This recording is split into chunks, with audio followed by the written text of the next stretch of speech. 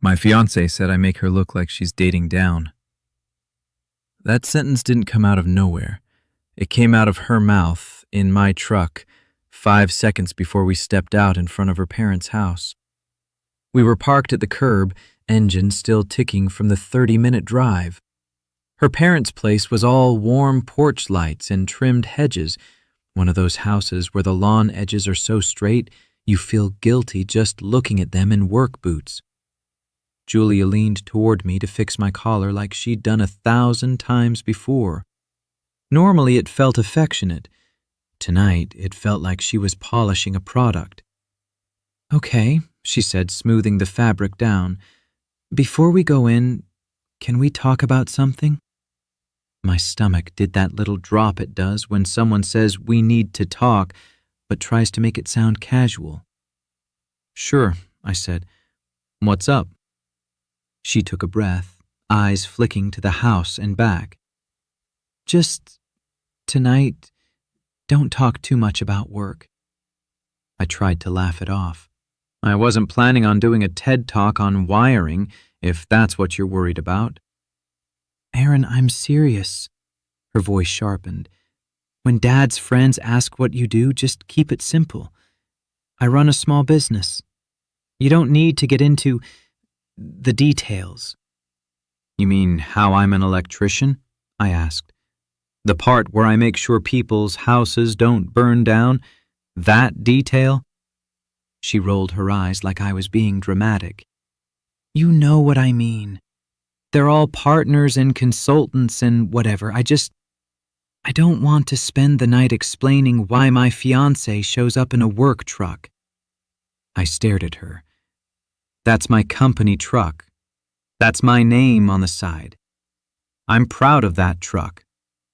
"I know you are," she said quickly, like she was trying to sound soothing. "And it's cute.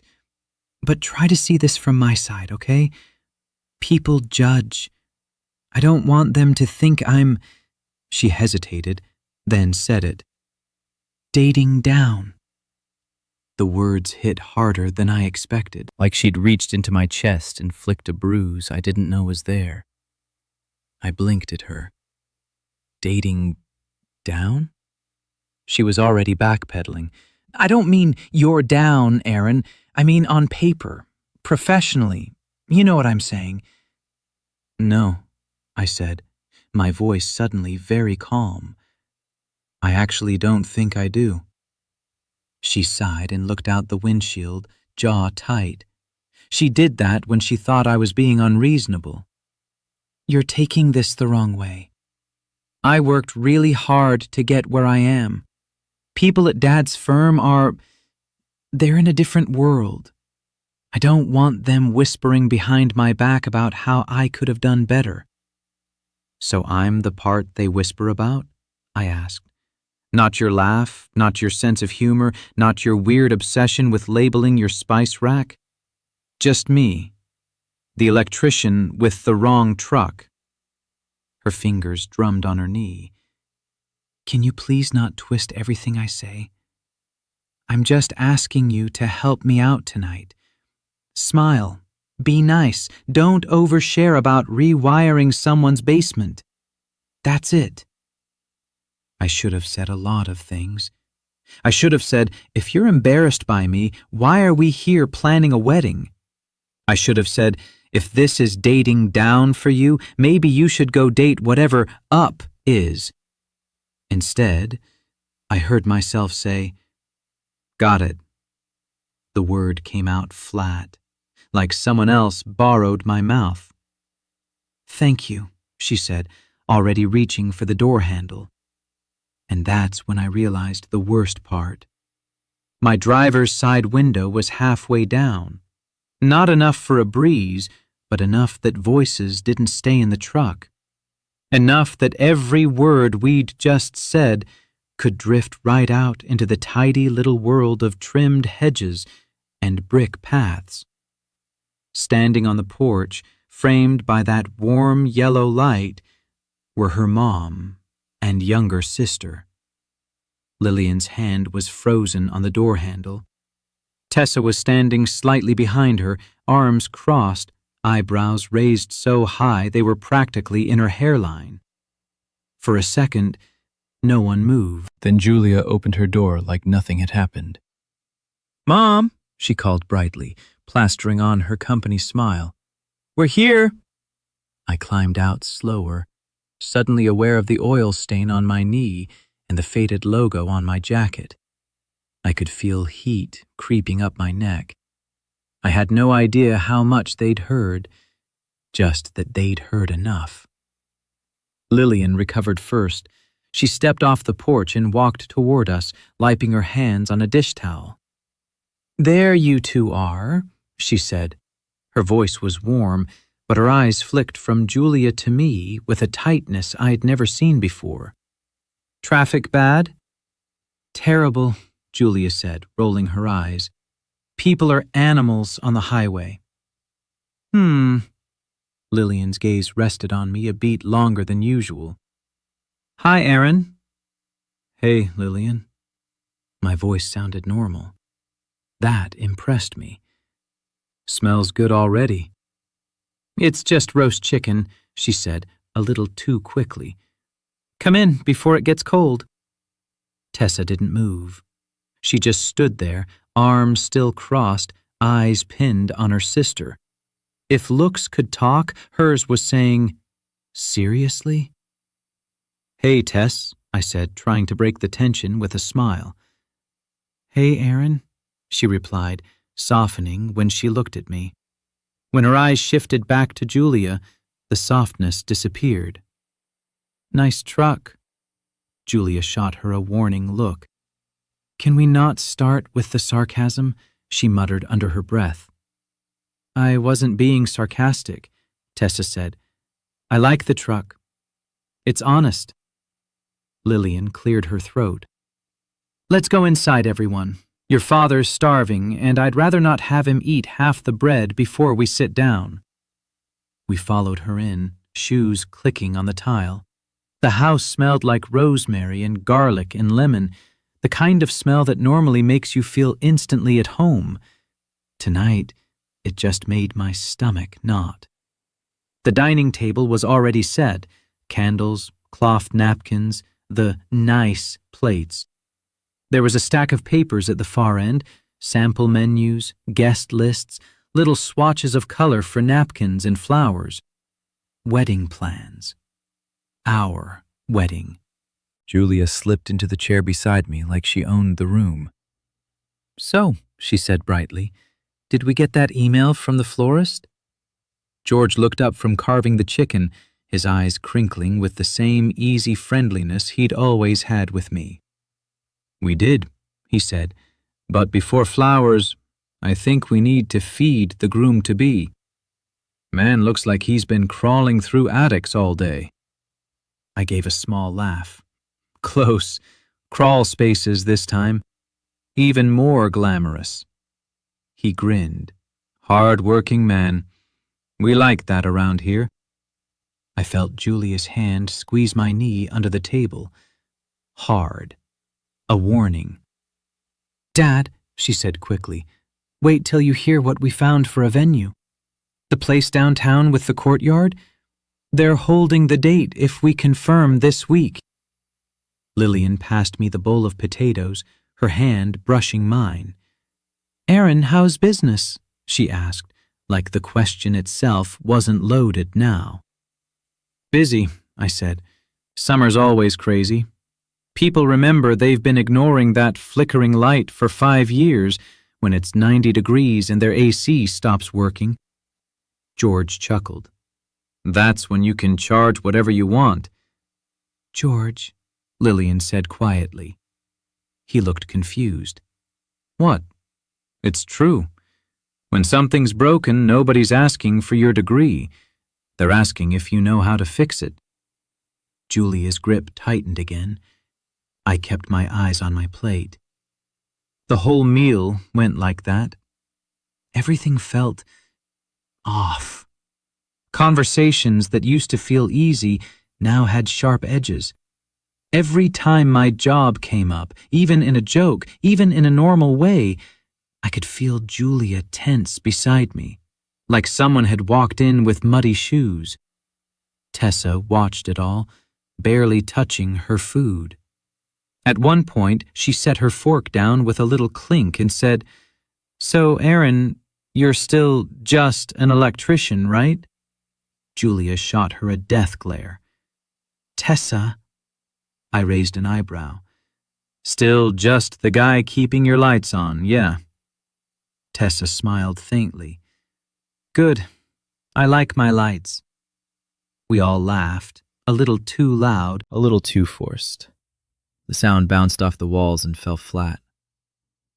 After dinner, while Julia and her parents argued gently over table layouts and whether they really needed a chocolate fountain, I stood by the kitchen window with a mug of coffee. Outside, my truck sat at the curb, headlights catching the edge of the sidewalk. I thought about the first time I brought it here.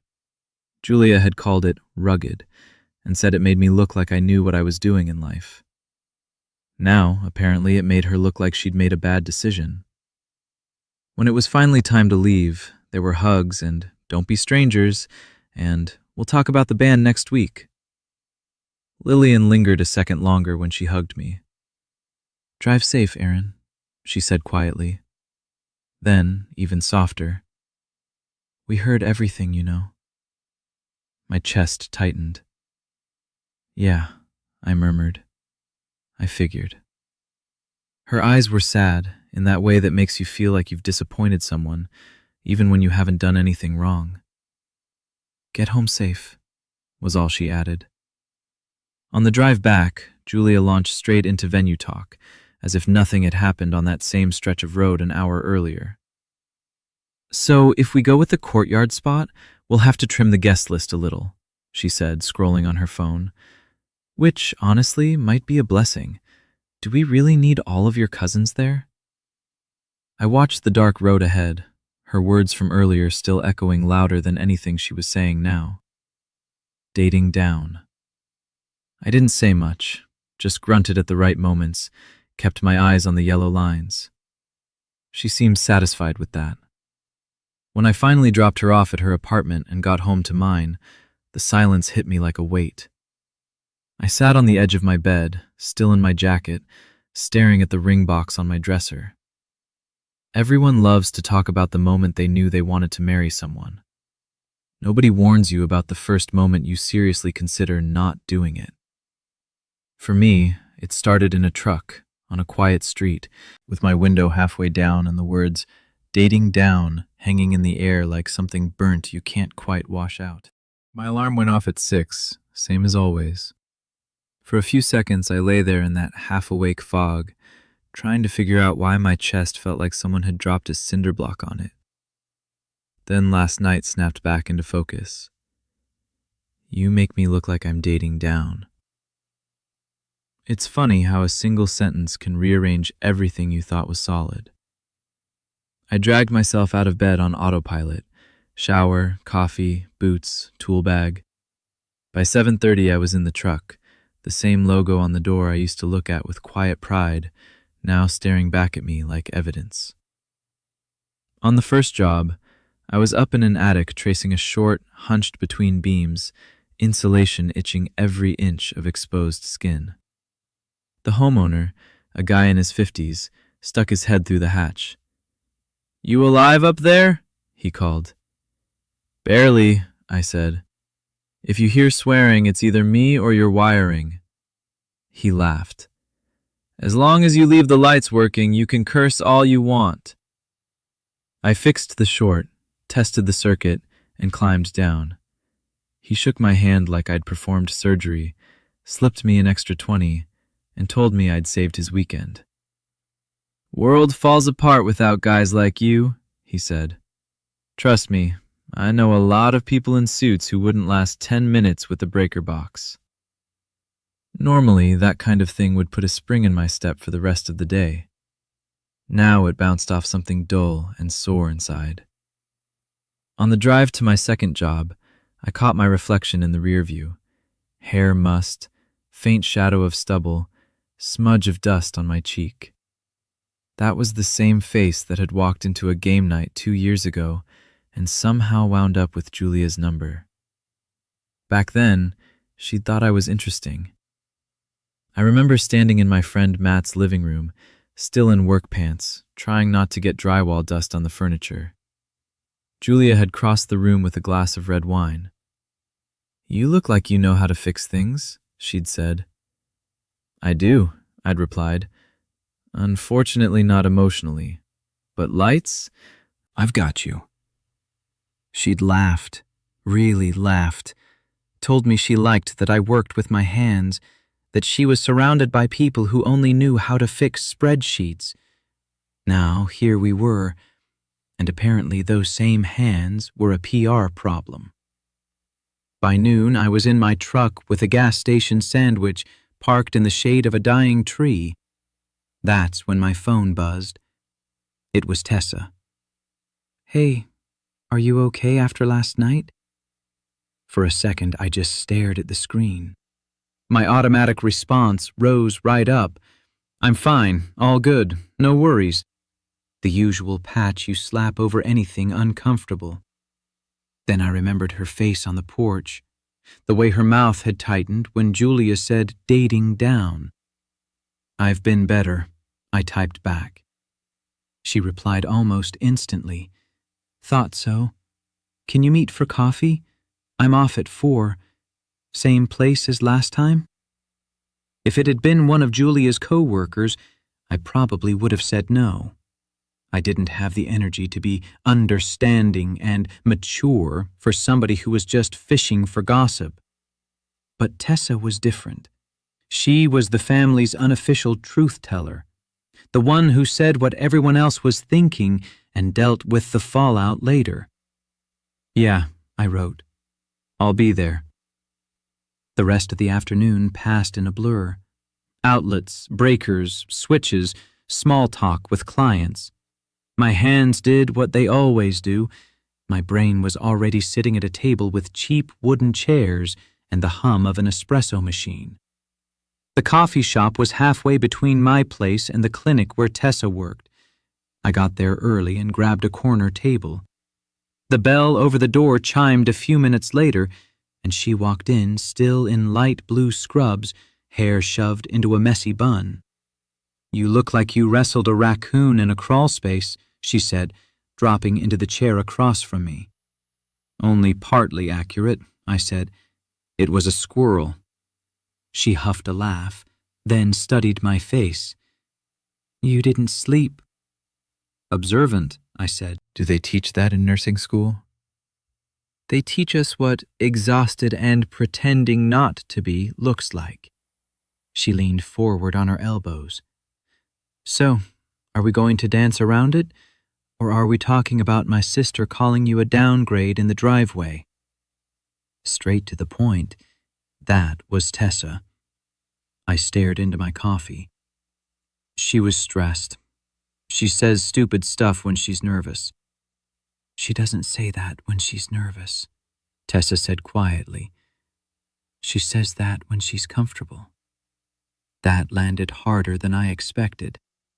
I sighed. "Look, I know it sounded bad." "It didn't sound bad," she cut in. "It was bad. There's a difference." Silence settled between us for a second. The hiss of the steamer at the counter filled in the background. I picked at the cardboard sleeve around my cup. I keep thinking maybe I misheard, or I'm blowing it out of proportion. People say reckless things sometimes. Tessa's expression softened.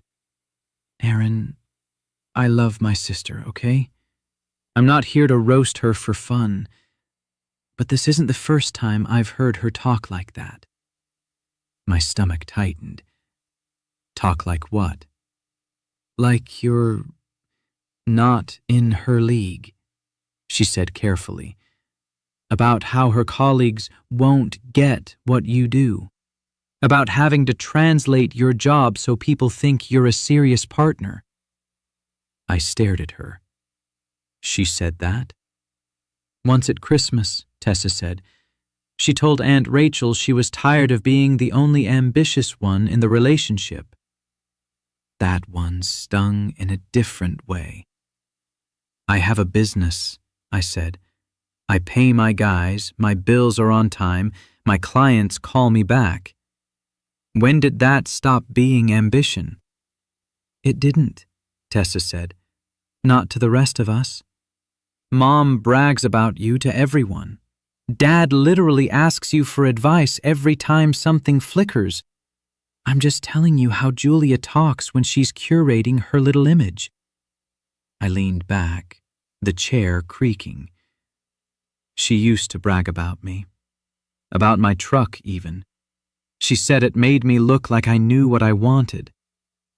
Tessa tilted her head. Yeah. Back when it made her seem grounded. Now she's climbing some imaginary ladder and decided you're not a high enough rung. Ouch. We sat there for a moment, both staring at the same scratch on the table. I don't want to sit here and trash your sister, I said finally. I'm not perfect either. Good, because you're definitely not, she said, a small smile tugging at her mouth. But being imperfect and being mean are different categories. She took a breath. Can I ask you something? And you can tell me to mind my business, but I'm going to ask anyway. Shoot, I said. If she never really apologized, Tessa said, like not the sorry you took it that way stuff, but genuinely owned what she said. If she didn't do that, would you still want to marry her? The question sat in the space between us like another person. My first instinct was to say yes, of course. We're engaged.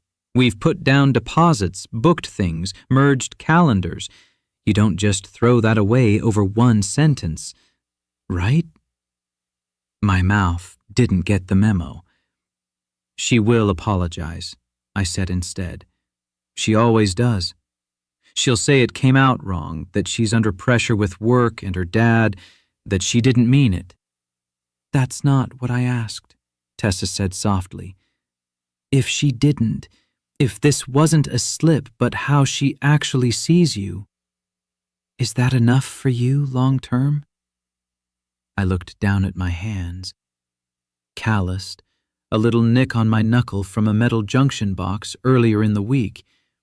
Hands I was used to liking. I don't know, I said. I thought it was. I thought I could handle the little digs because the good stuff outweighed it. But now I can't unhear it. Tessa nodded slowly. I'm not going to tell you to leave her. That's not my job, but I am going to tell you this. You don't deserve to spend your life next to someone who flinches every time you open your mouth in front of their friends. I gave a humorless laugh. You sound like your mom. Thanks, she said. That's the nicest thing anyone said to me today. She checked her watch and winced. I've got to go. Late shift. Some of us are also in the business of keeping people alive. She stood, then hesitated and leaned down to hug me. It was quick, but real. You're not down, Aaron, she murmured. If anything, she's the one punching below her weight with the way she's acting. Don't forget that. When she left, I sat there with an empty cup and a head full of noise. On the drive home, my phone buzzed again. This time, it was Julia. Hey, babe. Sorry I've been MIA. Yesterday was insane. 3 dots. Pause. More typing. I've been thinking about what I said in the truck. I know it sounded harsh. Another pause. You know I didn't mean it like that, right? I just want us to fit in with my parents' crowd. People can be judgy. ... Can we talk later? I don't want this to turn into a whole thing. We have too much planning to do. I stared at the screen at a red light, thumb hovering over the keyboard. In one ear I could hear Tessa. There's a difference between clash and contempt. In the other, I could hear Julia from last night. "Smile, be nice, don't overshare." "Yeah," I typed finally.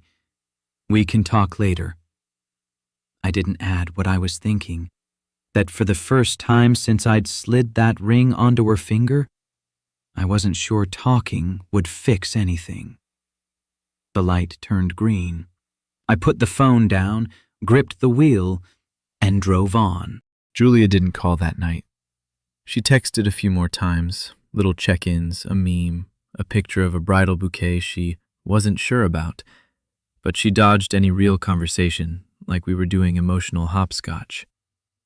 We finally talked 2 days later, on a Wednesday night.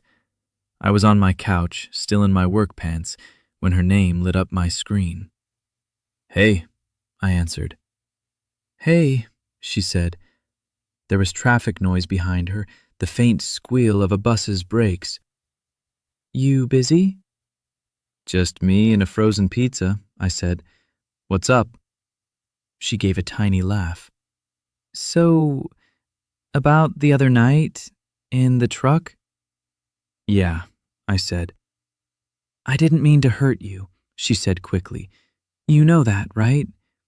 I picked the worst possible words. I was just anxious about how you'd fit with my dad's colleagues." "Dating down is a pretty specific set of words," I said.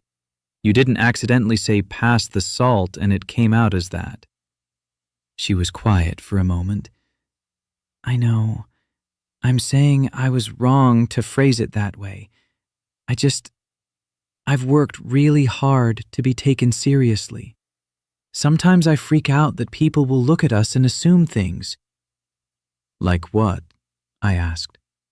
"That I can't afford you? That you lost a bet?" "Aaron," she said, that warning note creeping in, "don't make this into a joke." "I'm not the one who did," I said. "I was pretty serious when I heard it." She sighed. "Can we not do this over the phone? We have the tasting on Saturday with my parents. Let's just get through that, sit down after, and talk it out like adults. Okay?" I wanted to push harder. Ask if she actually believed I was beneath her, not just badly phrased. Instead, I heard myself say, "Fine, Saturday." "Thank you," she said, relief obvious. "I promise, babe, we're okay. We just hit a bump." It didn't feel like a bump. It felt like realizing the road you were on might not be headed where you thought. The venue was one of those refurbished old mills, all exposed brick and string lights, The kind of place that photographs well even when the guests don't. Julia loved it on sight. "This is perfect," she said, practically vibrating as we walked into the courtyard. "Think of the pictures out here." Her parents were already there. Lillian gave me a hug, softer than usual, like I might break. George clapped my shoulder. "Wait till you see the kitchen," he said. "They let us try the steak last time. I almost proposed myself." We all laughed, but there was a tightness underneath it. Everyone knew something was wrong. No one was saying it. A coordinator with a clipboard gave us the tour. Ballrooms, backup indoor space in case of rain, the spot where the happy couple would stand for speeches. Julia stepped into each imaginary frame like she'd been rehearsing it for months. When we sat down for the tasting, a waiter poured wine and set little plates in front of us. Mini salads, tiny steak, spoonfuls of pasta. Julia slipped into planning mode instantly. "Okay, so the chicken is a no," she said after one bite. "We're not doing dry chicken at my wedding." "Our wedding," I corrected automatically. She smiled at me, but it didn't quite reach her eyes. "Our wedding," she echoed. "With good food." While the coordinator ran through options, she asked us about guest count, colors, vendors. George cracked jokes. Lillian asked thoughtful questions. I chimed in when it made sense. At one point, the coordinator turned to me and asked, "So, Aaron, what do you do? Just so I know when I'm chasing invoices who I'm dealing with." Before I could answer, Julia jumped in. "He runs a small contracting business," she said with a quick laugh. "Hands-on stuff. It's very practical." I opened my mouth, then closed it. Electrician isn't a dirty word. It's not even a complicated one. But the way she skimmed over it like it needed softening made my jaw tighten. "Contracting?" George repeated. "Thought we were still calling it what it is." He's the guy I call so I don't electrocute myself. The coordinator smiled. "Well, that sounds handy. You'll be very popular during setup." Julia shot him a look, then reached under the table and squeezed my knee in that too hard way again, like I'd somehow prompted all of this by existing. After we'd tried everything twice and pretended we had sophisticated opinions about béarnaise sauce, the coordinator left us with coffee to talk it over as a family. George and Lillian wandered off to look at the bar area and debate whether we really needed signature cocktails. That left me, Julia, and Tessa at the table. Tessa had been quieter than usual all afternoon, which is saying something. She pushed a piece of bread around her plate, eyes flicking between us. "So," she said finally, "are we going with steak and pasta or pasta and steak?" Julia didn't look up from her phone. "Both. People can choose. I want options." "Of course you do," Tessa murmured. "What's that supposed to mean?" Julia asked, glancing up sharply. Tessa shrugged. "Just an observation. You like choices in food, in venues, in people." Julia's eyes narrowed. "If you have something to say, just say it, Tess. Don't be cryptic." "Great," Tessa said, standing. "Then come say it where Mom's not going to have a stroke listening." She jerked her head toward the hallway leading to the bathrooms and offices. Julia rolled her eyes but stood up. "We'll be right back," she told me, voice honey sweet. "Talk about steak with my dad or something." I watched them disappear down the hall, something heavy settling in my gut. I told myself to stay put, drink my coffee, be the chill fiancé who trusts the process. Then I thought about a driveway and an open truck window. I waited a minute, maybe two. Then I got up and headed toward the restroom sign, telling myself I actually did have to pee. The hallway was narrow and quiet, the sound of clinking dishes fading behind me. I rounded the corner and pulled up short. They weren't in the restroom. They were just outside it, standing in an alcove near a fire extinguisher, voices low, but not low enough. "I don't recognize you lately," Tessa was saying. "You sound like some influencer version of yourself." "Oh, here we go," Julia snapped. "Please, lecture me about authenticity while you live in scrubs and messy buns." "At least my scrubs don't come with a filter," Tessa shot back. "You called him dating down, Jules. In the driveway. In front of the house. What is wrong with you?" I froze. There it was. No mishearing. No, maybe I imagined it. Julia groaned. "You too? I already talked to him. I told him I said it wrong." "You told him you said it wrong," Tessa said. "You didn't tell him you didn't mean it." Silence. I could almost hear Julia's jaw clench. "You don't get it," she said finally, her voice lower. "You've always been Mom's sidekick, the sweet one. No one expects anything from you. I've been the golden child since middle school. There are expectations." "Expectations that you marry a LinkedIn profile?" Tessa asked. "Someone with a matching LinkedIn?" "This isn't a joke," Julia said. Dad's partners, his clients, they're going to be at the wedding. These people live in a very different world. They'll smile and shake his hand and then whisper later. I don't want to spend the next 10 years being the story about the girl who could have married up and didn't. My throat went dry. Tessa's voice softened. So he's your cautionary tale now? He's comfortable, Julia said. He's happy with where he is. That's great for him. I'm not. I want more. You want more money, Tessa said. I want more everything, Julia snapped. Is that a crime? I've busted my ass to get where I am.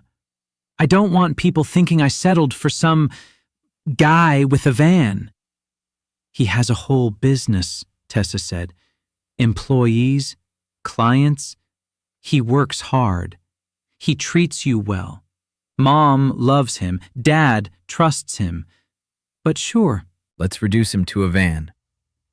I'm not saying he's a bad person, Julia insisted. I'm saying he doesn't fit. Not with the life I'm building. My hand was on the restroom door handle. I could have backed away, pretended I heard nothing, left them to it. Instead, I let go of the handle, stepped around the corner, and cleared my throat. They both jumped. Don't stop on my account, I said. My voice sounded calmer than I felt. You were just getting to the part where I'm the wrong accessory. Julia went pale, then red. How long have you been standing there? Long enough, I said. Long enough to know it's not just one badly phrased sentence. Tessa looked from her to me, guilt flickering across her face. I didn't mean for you to... It's okay, I said quickly. Honestly, it's probably better this way. Julia folded her arms. Defensive posture. I knew it well. So what? You were spying on me now? I went to the bathroom, I said. You chose the hallway right outside it to talk about how embarrassed you are to marry me. That's not exactly top secret strategy. She flinched. I'm not embarrassed to marry you. You literally said you don't want to be the girl who married down, I said, who people whisper about. How else am I supposed to translate that? Tessa stepped back a little, giving us space, but she didn't leave. Julia stared at me, eyes glossy. You're twisting everything. No, I said. I think for the first time, I'm finally hearing it straight. We stood there in that narrow hallway, next to a chipped baseboard and an exit sign, our future hanging between us like something fragile and tired. Somewhere in the ballroom, the coordinator laughed at something George said. Lillian's voice floated faintly down the hall. Julia crossed her arms tighter. Can we not do this here? She hissed. My parents are in the next room. That seems to be the theme, I said. Don't talk about it here. Don't talk about it there. Don't talk too much in general. Her jaw clenched. This is exactly what I meant. You make everything more dramatic than it has to be. Or, Tessa said quietly, he's finally reacting like a person who realized his fiancée is ashamed of him. Julia rounded on her. Stay out of this, Tess. Can't, Tessa said. This is my sister and my maybe brother-in-law and my future nieces and nephews if you two get that far. I swallowed. The idea of kids with this dynamic suddenly felt like a punch. I'm going back in there, Julia said, chin lifting. We can talk like adults when we're home, without an audience. She brushed past me, perfume trailing behind her, and disappeared around the corner. Tessa exhaled slowly. Sorry, she said. I wasn't trying to set that up. It's okay, I said. If you hadn't, I'd still be telling myself I misheard. We walked back toward the ballroom together. My feet felt heavier with each step. Back at the table, Julia slipped her bright, practiced smile back on like nothing had happened. She talked about centerpieces with her mother, about chairs and linens, and whether gold cutlery was too much. I nodded in the right places, ate the rest of my steak, answered when addressed. If you'd looked at us from across the room, you'd think, happy couple, planning a beautiful day. If you'd listened, really listened, you'd hear the crack starting to run right through the center of it. The weirdest part wasn't the fight in the hallway. It was how normal everything looked after. We left the venue with sample menus in a folder and a penciled-in date. Julia kissed my cheek in the parking lot like she hadn't called me a mismatched accessory 15 minutes earlier. "Thank you for today," she said, bright and breezy. "We're really doing this, huh?" "Yeah," I said. "We are." The words felt like I'd borrowed them from some other guy who wasn't listening to his own engagement crack. The next few days were polite. Julia texted about practical stuff, guest lists, deposits, whether navy or charcoal looked better for suits. Every time our messages drifted toward anything real, she changed the subject. I didn't push. I also didn't feel like pretending everything was fine. On Tuesday afternoon, my phone rang while I was in the truck eating a late lunch. Lillian's name flashed on the screen. "Hey, Lillian," I said, swallowing a bite of sandwich. "What's up?" "Hi, dear," she said. Her voice had that careful softness people use when they're about to tiptoe onto thin ice. "Are you busy Thursday?" I glanced at my work schedule. "I can move some stuff around. Why?" "I was wondering if you'd like to have lunch," she said. "Just the two of us. There's a diner near my office, nothing fancy." My first instinct was panic. She's going to tell me to suck it up, to not rock the boat, to remember how much Julia has riding on this. But Lillian had never been that kind of person with me. "Yeah," I said. "I can do Thursday." "Good," she said. 12:30? And bring your appetite. Their pie is disgraceful in the best way." The diner was one of those places that hadn't changed since 1987. Red vinyl booths, fake plants in dusty corners, laminated menus with 100 items nobody ever ordered. I got there early and slid into a booth by the window. Lillian arrived 5 minutes later, shrugging off a light jacket. She looked tired, like someone who'd been holding a lot together for a long time. "Aaron," she said, giving me a quick hug. "Thank you for meeting me." "Of course," I said. "Any excuse for pie." We ordered coffee and something vaguely lunch-like. As soon as the waitress moved away, Lillian wrapped her hands around her mug and looked me straight in the eye. "I'm not going to dance around it," she said. "What Julia said in the driveway was awful. I'm so sorry you had to hear that, especially from my daughter." I let out a breath I didn't know I'd been holding. "You don't have to apologize for her." "I know I don't have to," she said. "I want to. You didn't just wander into her life. We invited you in. We've been planning to call you family. That means when one of us screws up, the rest of us acknowledge it." There was a lump in my throat. I cleared it. I keep telling myself she didn't mean it. Then I remember the hallway at the venue. Lillian winced. "Tessa told me you heard them talking." "I didn't go looking for it," I said. "I just needed the bathroom." "I know," she said quickly. "This isn't on you. And you're right, what you heard in the hall, that wasn't nerves. That was something else."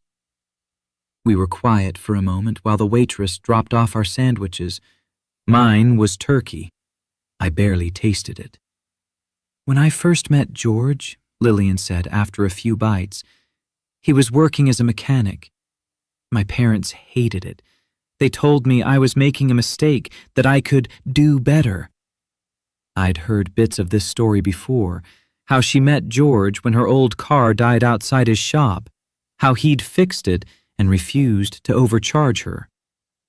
I told them, she continued, that if they couldn't speak about him with respect, they could keep their opinions to themselves, or they could see me a lot less. She smiled faintly. We didn't talk for nearly a year. They came around eventually, but the important part is I never let anyone, not even my parents, Speak about him like he was some downgrade I was tolerating. She took a sip of coffee. Hearing my own child talk that way about you? She shook her head. It made my stomach flip. That's not how I raised her. It's not what I modeled. I don't know what to do, I admitted. The words felt like taking my boots off in someone else's house. Vulnerable. Part of me wants to walk away. Part of me remembers the version of her who was proud of me, who liked this. I gestured vaguely to my work jacket, instead of trying to edit it. Lillian sighed. People change. Sometimes for the better, sometimes sideways. I can't tell you what to do, that wouldn't be fair. But I can tell you this. If you stay, it shouldn't be with your head bowed, grateful she's putting up with you. That's not a marriage. That's a branding exercise. I barked out a laugh. That sounds like something Tessa would say. She gets it from me, Lillian said, a little smug. We ate a few more bites in silence. Then she set her fork down. George and I have been talking, she said. We thought it might be time for all of us to sit down together, Julia included. No dress catalogs, no venue brochures, just a conversation. My stomach tightened. Like an intervention? I don't like that word, she said.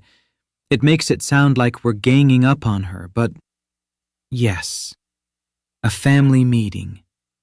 You deserve to say how you feel with witnesses, and she needs to hear how her words landed from more than one mouth.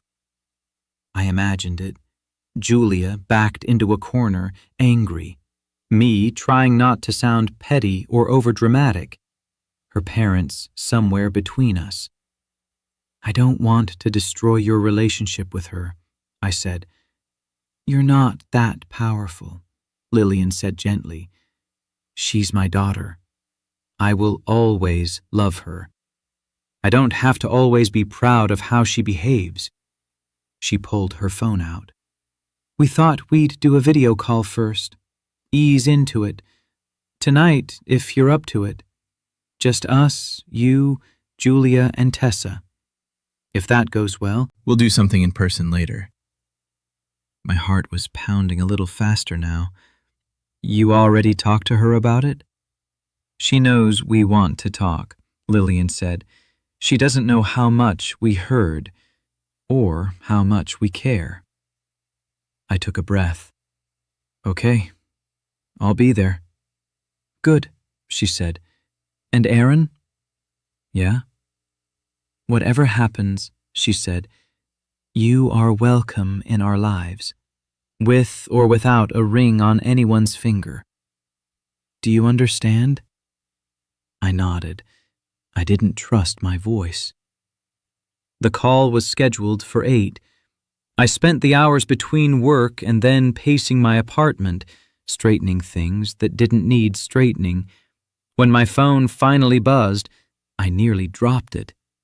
The screen filled with faces, Lillian in her kitchen, mug in hand, George next to her, glasses perched on his nose, Tessa on her couch with a blanket, Julia in her apartment, perfectly lit, hair done like she was about to film a commercial. Hey, I said. "Hi, sweetheart," Lillian said. "Evening, son," George added. Julia gave a small smile. "Hey."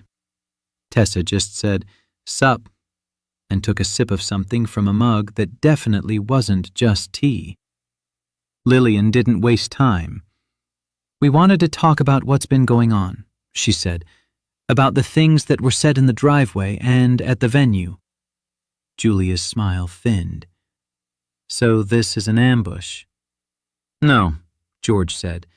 "This is us not pretending we didn't hear what we heard." Julia's eyes flicked to me. "I already apologized to Aaron." "You apologized for how it sounded," I said, "not for what you meant." Her jaw tightened. "You're really going to do this in front of my parents?" "Julia," Lillian said quietly. "We were standing on the porch. We heard you ask your fiancé not to talk too much so he wouldn't make you look like you were dating down. We heard you say he's not in your league, that you worry about what people will think when they see you together." Julia opened her mouth, closed it. "I was venting," she said finally. Not every comment I make has to be cross-examined. Some should be, Tessa said, especially the ones where you sound like a snob. Julia glared at her. "You always take his side." "I take the side that isn't insulting," Tessa shot back. George cleared his throat. "This isn't about sides, it's about respect. Do you respect the man you're planning to marry, Julia? Enough to stand next to him at a party and say, 'This is Aaron. He owns his own company. He works hard. I'm proud of him.'" "Of course I respect him," Julia snapped. "I wouldn't be marrying him if I didn't." "You keep saying that," I said quietly, "but your behavior keeps disagreeing with you." She looked at me, eyes glossy with angry tears. "You're making me sound like a monster." "I'm describing how I feel," I said. My voice shook a little. I didn't try to hide it. "When you rush to answer for me, when you change the subject, when you don't post a single picture of us unless I'm half out of frame, it doesn't feel like pride. It feels like damage control." Silence. Even through a screen, you could feel the weight of it. Lillian spoke first. "Honey," she said, "I know you care about how you're perceived. I get it. I remember what it was like when your father was starting out. But the people worth impressing will be impressed by character, not job titles." Julia rubbed her temples. "You all act like I'm some villain for wanting a certain life." "No one is saying you can't want things," George said. "We're asking whether trampling the person you love is worth getting them." "And we're asking," Tessa added, "if you really want to marry someone you're secretly embarrassed to be seen with, because that's cruel to both of you." Julia blinked rapidly. When she spoke again, her voice was quieter. "I'm not embarrassed by him," she said. "I'm scared." That surprised me. "Scared of what?" "Scared," she said, "that I'll wake up in 10 years and still be in the same apartment, still going to the same restaurants, still explaining to my coworkers why my husband can't take last-minute trips because he has to fix some stranger's breaker. Scared that I'll resent him, and that he'll resent me for resenting him." "That's not about his job," Lillian said gently. "That's about your fear of being ordinary." "And maybe your fear of being judged," Tessa added. "You think they're going to say you settled, so you get ahead of it and act like you did." Julia wiped at her eyes impatiently. "I don't know, maybe.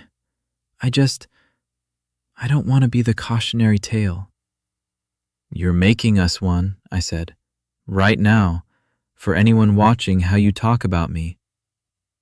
We all fell silent again. "I think," Lillian said finally, "we should all take some time to think about what we want. really want. Not what your dad's colleagues expect, or what Instagram expects, or what deposits we've put down. Julia bristled. So what? You're telling us to call off the wedding? I'm telling you, Lillian said, that a wedding is one day. A marriage is the rest of your life. If you can't speak about your partner with respect, I'd rather lose the deposit than watch you both be miserable. George nodded. I'd rather walk you down a smaller aisle later to the right person than a big fancy one now toward a mistake. Julia looked at me again. For a second, I saw panic there. Then it shuddered. Are you breaking up with me? She asked. Is that what this is? I swallowed. I don't know yet, I said honestly. But for the first time, I'm letting myself consider that it might be an option. Her face crumpled, then hardened. Wow, she said. Good to know how quickly you can give up. Julia, Lillian warned. No, she said. It's fine. If he wants to walk away, he can walk away.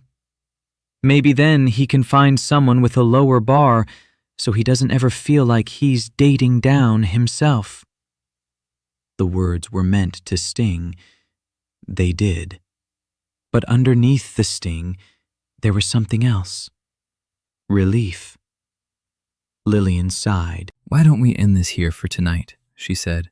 We can talk more later, separately.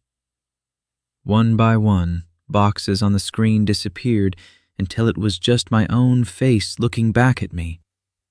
I set the phone down on the table and let my head fall back against the couch.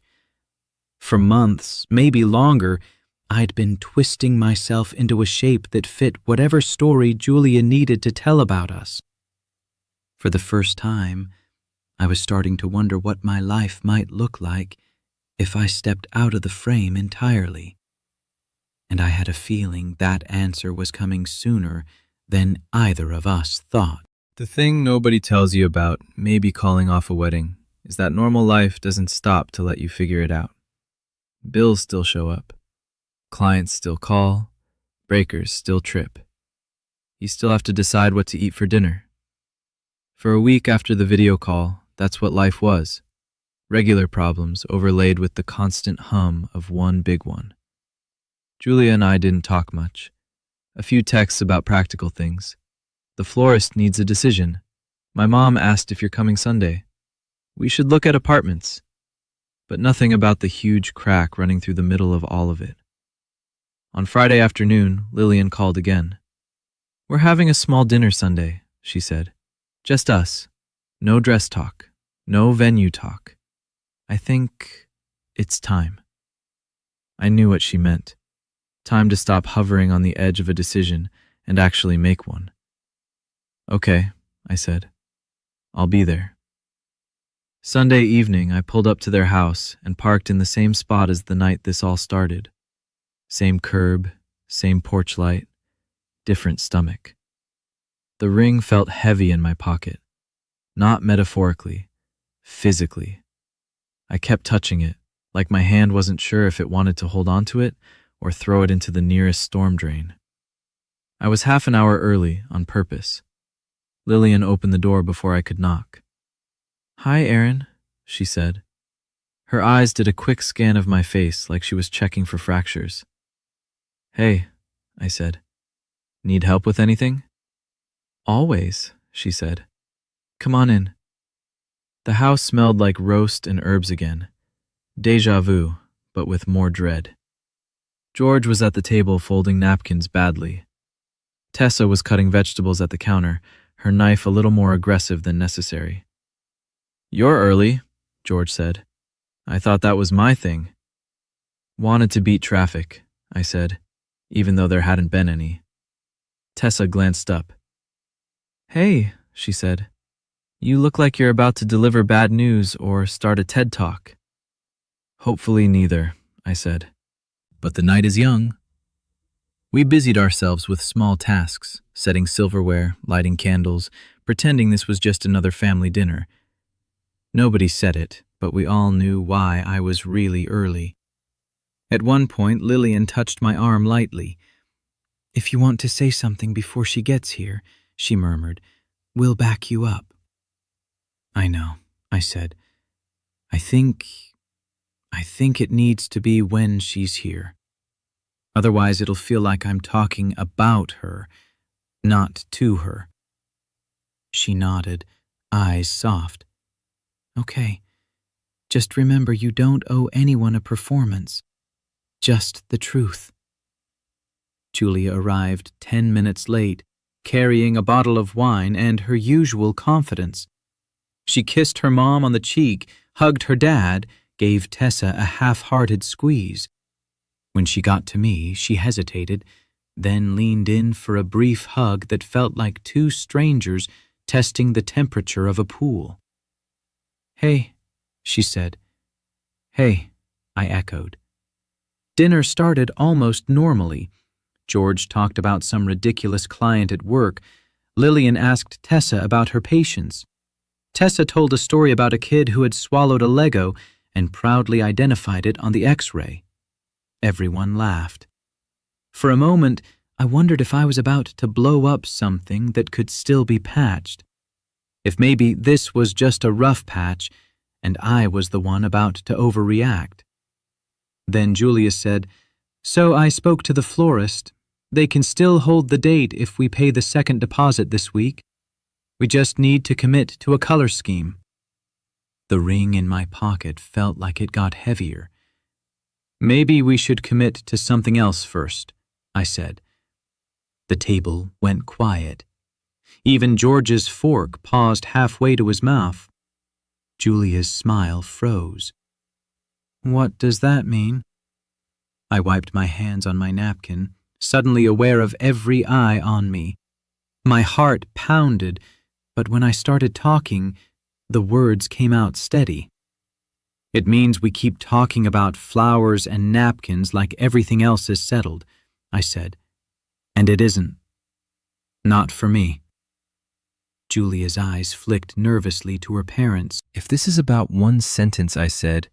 "It's not one sentence," I said. "It's a lot of sentences over a long time that I pretended didn't matter because I loved you."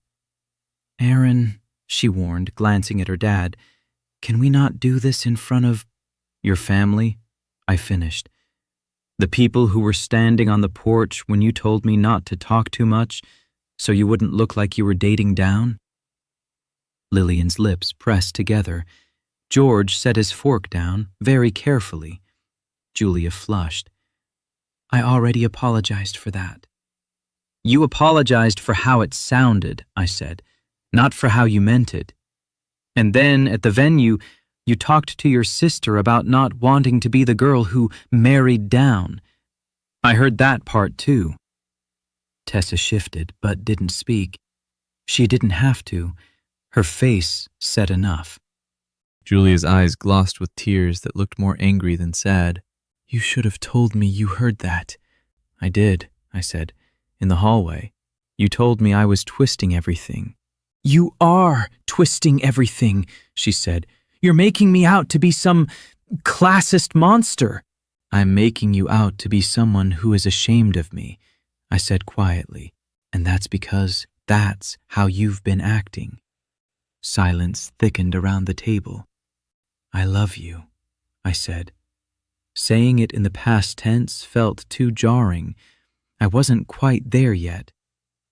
"I have loved you since the night you made fun of my emotional wiring skills. I've pictured a life with you. But I can't unhear you telling people you're worried you'll look like you settled. I can't unknow that you'd rather say I run a vague contracting business than just say what I do." "It's not about your job," she said quickly. "It's absolutely about my job," I interrupted, "and my truck, and my friends, and my clothes, and my whole life. You liked it when it made you look grounded. You hate it now that you think it makes you look less shiny. You don't get what my world is like, she said, voice rising. Those people judge. They ask where you went to school, what you drive, what your job title is. They're vultures. Then let them judge, George said suddenly. His voice was calm, but there was steel in it. If they're worth impressing, they'll be impressed you married a good man instead of a business card. Julia stared at him.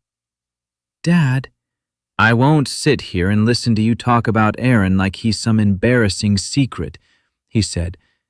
I didn't raise you to value people that way. Lillian nodded. We love you, honey, but we're not going to pretend this is fine. Julia turned back to me. So what? You're dumping me because I care about how our life looks? I'm ending this, I said, because I finally believe I deserve someone who is proud of who I am in every room. Not someone who needs me to be quieter, smaller, blurrier around the edges. The words surprised even me, but once they were out, I didn't want to pull them back. Her eyes filled now, properly.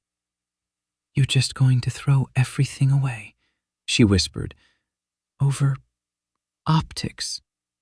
I'm throwing away a lifetime of being edited to fit your optics, I said. I almost went through with this because I didn't want to be the guy who backed out. Then I pictured 10 years of car rides where I have to get a little pep talk about not embarrassing you. I reached into my pocket. The ring was warm from my hand. I set it gently on the table between us. It made the smallest sound, a tiny clink. But in that quiet dining room, it was the loudest thing I'd ever heard. Julia stared at it like it was a bug that had landed in her food. No, she said. No, you don't get to do this to me. Not after everything I've put into this. Tessa, she said, whipping her head toward her sister. Say something. Tessa swallowed. I think he's right, she said. Her voice shook, but she didn't look away. I think if you married him like this, you'd hurt each other. And I don't want that for either of you. Julia's mouth opened and closed. Mom? Lillian's eyes were shiny too. I want you to be happy, she said. Truly happy. Not posting pictures of a perfect life while your husband shrinks next to you. If you can't see Aaron as your equal, then letting him go is the kindest thing you can do. George nodded. You're our daughter, he said. We'll always be your parents. But right now, the way you've been talking about him, I'm not on your side. That seemed to hit harder than anything I'd said. So that's it? Julia whispered. You all just gang up on me? Because I said one thing wrong? It wasn't one thing, I said. But yeah, that's it for me. She looked down at the ring again. For a second, I thought she might push it back toward me, ask for one more chance, promise to change. Instead, she straightened her shoulders. You know what? She said. Fine. If you're that fragile, maybe you're right. Maybe we shouldn't get married. You obviously don't know how to handle ambition. Julia, Lillian said, a warning in her voice. No, she said. He wants someone who's thrilled with a middle-of-the-road life. Go find her, Aaron. There are plenty of women who'll be grateful for a guy with a van. The words stung, but they also confirmed something I needed to be sure of. I stood up slowly. My chair scraped the floor. I hope you get everything you want, I said. And I meant it, in a way. I really do. I just hope it doesn't cost you every decent person who tries to love you. I turned to Lillian and George. Thank you for everything. For making me feel like I wasn't down. George got up and pulled me into a hug that nearly cracked a rib. You're not, he murmured. Don't forget that. Lillian hugged me too, longer, like she was trying to memorize it. You're welcome here, you hear me? Anytime. Tessa stood, eyes bright. If you ever need a nurse, call someone else, she said, voice wobbling. I'm terrible at IVs. I laughed, a broken sound, and hugged her too. Thanks. Tess? Then I walked out the same front door I'd walked through 100 times, past the porch where this started, down the brick path to my truck. For the first time, I didn't feel self-conscious about the logo on the door. 3 months later, my life wasn't magically transformed. There was no montage of me suddenly rich, ripped, and dating a supermodel who loved my breaker boxes. What there was, quieter mornings, longer showers, more room to think. Work picked up. I hired another apprentice. We landed a contract rewiring an old apartment building, the biggest job I'd ever taken on. My truck finally got the tune-up it had needed for a year. I moved some of the wedding deposit money I'd been saving into an actual future fund. Not glamorous, but real. Julia and I didn't speak directly again. She posted pictures with a new guy a little while later, sharp suit, expensive watch, the kind of smile that said he'd never used a ladder in his life. I hoped he made her happy. And if he didn't, I hoped she learned what respect looked like the hard way. I still saw Lillian and Tessa sometimes. We met for coffee, or they called when their power did something weird and needed professional help, not Dad with a flashlight. George texted me a photo when he finally replaced his ancient breaker box with my company sticker on the new one. They never talked about Julia unless I brought her up. Mostly, we talked about normal things. Work, patience, TV shows, the price of eggs. One night, sitting on my couch with a beer after a long day, I thought back to that first dinner. The half-open window. The 3 women on the porch. My fiancé said I make her look like she's dating down. That had been the worst sentence I'd ever heard. But the night her family heard everything, what she'd said, how it made me feel, what I was and wasn't willing to live with, that was the night something shifted. Not in her, in me. She'd spent a year slowly making me feel small, and in one evening I stopped helping her. I didn't feel victorious. There was no scoreboard, just a deep, quiet relief that I hadn't signed my name to a life where I had to apologize for existing. Next time I'm at a gathering, I thought, taking a long sip, I'm going to talk as much as I want. If anyone thinks that means they're dating down, that's their loss. I'm finally done lowering myself just so someone else can feel taller.